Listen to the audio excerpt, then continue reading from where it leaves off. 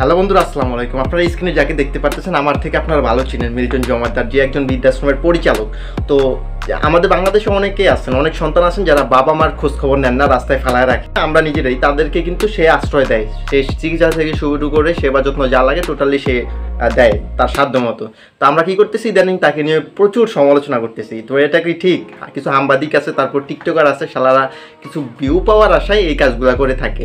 তারপরে কি করে, থাম্বনেলে লেখে কি মিল্টন জমাদ্দারের মুখোশ উন্মোচন, কিডনি বিক্রি করে ফেলছে ইত্যাদি ইত্যাদি লেখা থাকে। পরে যদি ভিডিওটা ওপেন করি তাহলে কিন্তু কিছুই সঠিক কোনো তথ্য পাই না, ঘুরে পেছে যে সেই লাউ সেই কলু, কোনো তথ্য পাওয়া যায় না। তো এখন আসি ভাই, তোদের উদ্দেশ্যে বলতেছি ভাই, তোদের পিছনে খোঁজ নিলে দেখা যাবে যে তোরা জীবনে একজন মানুষের সহযোগিতা করস নাই, একজন মানুষের সেবা করস নাই। আর তোরা এখন কি করতেছস, একজন মানুষ টিম নিয়ে মানুষদের পাশে দাঁড়াইতেছে, পাগল থেকে শুরু করে বৃদ্ধ বাবা মার পাশে দাঁড়াইতেছে, তাদের সেবা যত্ন করতেছে। কি করতেছস, তাকে জনবিচ্ছিন্ন করতেছস, তাকে আবার সমালোচনা করে তাকে তার যে কাজগুলো করতেছে তাদের সেখান থেকে আবার বিরত রাখতে চাইতেছস। তো এগুলো কি ঠিক করতেছস? এগুলো কি বুঝলাম না কিছু, তোদেরকে নিয়ে আসলে আমার বলার কিছু নাই। তো এখন আসি, কিছুদিন আগে থেকে আবার একটা রিল ভিডিও আপলোড হয়েছে যে মিল্টন জমাদ্দার ভাই একজনকে মারতেছে। তো কেন মারতেছে এটা নিয়ে অনেক সমালোচনা হইতেছে ভাই। এখানে অনেকে কমেন্ট করছে বা অনেকে রিল আপলোড করে যে সন্ত্রাসী মিল্টন জমাদ্দার, আরও বিভিন্ন কথা লিখছে, সাদাবাজ। তো এখন আসি, তার মুখ থেকে আপনারা শুনতে পারবেন যে কেন সে মারতেছে। আপনারা নিজেরাই ভিডিওটা দেখে অবাক হয়ে যাবেন ভাই, কেন সে মারতেছে।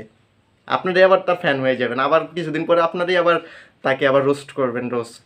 তো এখন চলুন তার মুখ থেকে জেনে নেই কি জন্য মারতেছে। ছেলের মুখটা আজকে তোমার ছেলে আইলে মারমু, ঠিক আছে? মারমু না বা তুমি কও মারমু।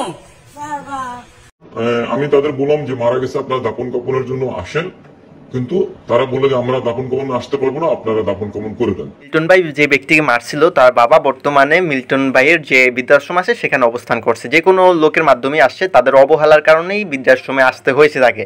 তো এক পর্যায়ে সে অসুস্থ হয়ে গেলে তার সন্তানদেরকে দেখার আকুতি মিনতি করে মিল্টন ভাইয়ের কাছে। তো মিল্টন ভাই সেই জন্যই তার সন্তানদের ফোন দেয় আর কি, যাকে মারছে তাকে ফোন দেয় যে ভাই আপনার বাবা আপনাকে দেখতে চায়, আপনি আপনার বাবার সাথে দেখা করে যান। অনেক রিকোয়েস্ট করার পরও তারা কেউই তার বাবার সাথে দেখা করতে আসে না। পরবর্তীতে 2 থেকে 3 দিন পরে তাদেরকে আবারও ফোন করা হয়েছে যে ভাই আপনার বাবা তো মারা গেছে, আপনার বাবার দাফন কাফনের ব্যবস্থা করে নেছে। তারপরেও তারা কি বলছে যে আমাদের আসার দরকার না ভাই, দাফন কাফন আপনি করে নেন। তারপরে অনেক আকুতি মিনতি বা রিকোয়েস্ট করার পরে পরবর্তীতে আসতে রাজি হয়েছে। আবার তারা শর্ত দিছে যে ভাই আমরা জাস্ট দেখা করে বা শেষ দেখা দেখে চলে যাব, আমরা দাফন কাফন করতে পারবো না। তো কত বড় নির্বোধ বা কত বড় অপরাধী হলে এই কাজগুলো করতে পারে। তার জন্যই মূলত মিল্টন ভাই আগে এরকম কিছু শাসন করছে, বড় ভাই হিসাবে শাসন করছে, আর যেটা নিয়ে আপনারা ট্রল করতেছেন।